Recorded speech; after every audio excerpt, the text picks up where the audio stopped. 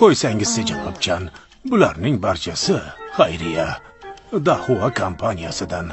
Meni vazifam ularni muhtojlarga yetkazish. Bu mening majburiyatim. Unday bo'lsa aslo olmayman. Bu narsalar Dahua kompaniyasidan deysizmi? Men o'zim xayriya qilishlarini so'ragan. Janobjon, bu nimasi? Men o'g'lingizni sinf rahbariman. Qanday yashayotganingizni yaxshi bilaman. Siz bilmaysiz.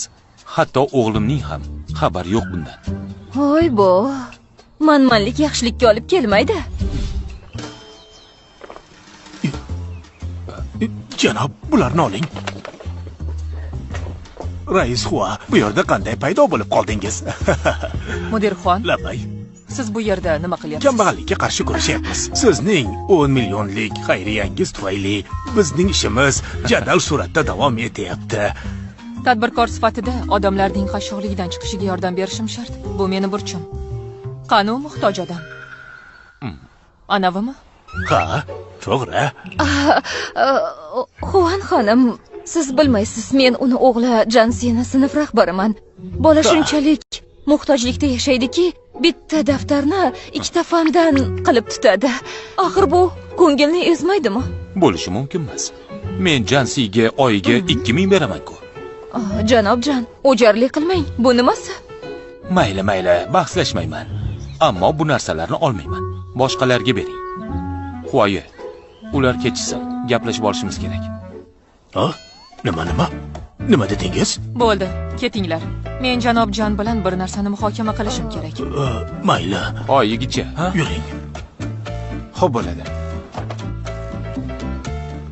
G'alati. Ular rostdan ham kambag'almi o'zi? Balki Dahua kompaniyasining shaxsan o'zi yordam bermoqchidir. Axir buning o'zi Dahuadan-ku.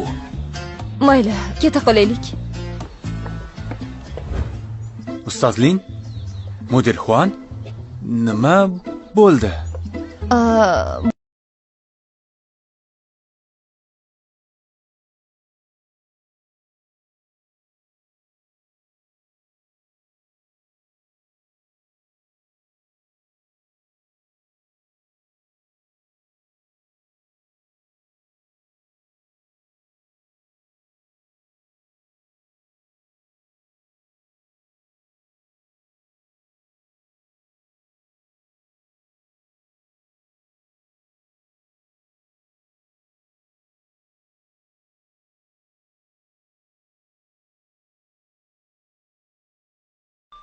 Nega kelding yana? O'tgan safar Dahua kompaniyasining strategiyasi haqida tushuntirgandim-ku. Endi nima?